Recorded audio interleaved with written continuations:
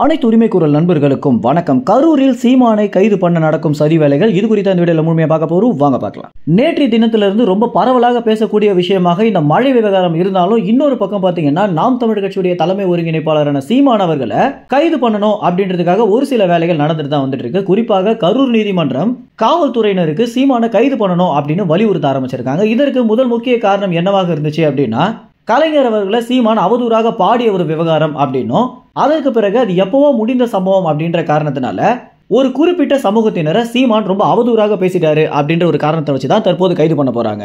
தமிழ்நாட்டில் குறிப்பாக சென்னையில பாத்தீங்கன்னா சீமானுக்கு அதிகப்படியாக ஆளுமை இருக்க காரணத்தினால சென்னையில சீமானை கைது பண்ண முடியாது அப்படின்ற ஒரு விஷயத்தினாலையும் சீமானை கரூர்ல வச்சே கைது பண்ணணும் அப்படின்றதுக்காக தற்போது ஒரு சதி வேலை நடந்திருக்கு. அது என்ன அப்படின்னா, கரூர் நீதிமன்றத்தில் இந்த தேதியில சீமான் ஆஜராகணும் அப்படின்னு சீமானை கரூருக்கு வர வச்சு அதற்கு பிறகு உடனடியாக கைது பண்றதுக்கான வேலைகளை தான் தற்போது காவல்துறையினர் பண்ண ஆரம்பிச்சிருக்காங்க. இந்த மழை விவகாரம் முடிஞ்ச பிறகு பண்ணுவாங்களா, அல்லது இந்த மழையோட மழையாகவே சீமானை கைது பண்ணிடலாம் அப்படின்னு நினைக்கிறாங்களா அப்படின்ற ஒரு விஷயம் தான் இப்போ வரைக்கும் கிடைக்காத தகவலாக இருக்கு. எது எப்படியாக இருந்தாலும் இந்த இரண்டு விவகாரத்துல சீமானை கைது பண்ணியே ஆகணும் அப்படின்னு கரூர் நீதிமன்றம் பாத்தீங்கன்னா காவலர்களை வலியுறுத்தி இருக்காங்க.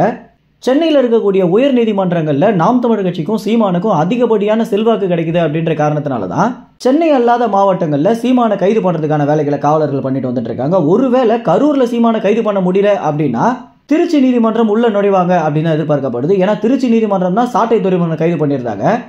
அதே வழக்கில் சாட்டை துரைமுருகனை மீண்டும் நேரில் நிற்கணும் அப்படின்னு சொல்றது கூட நிறைய வாய்ப்புகள் இருக்கு.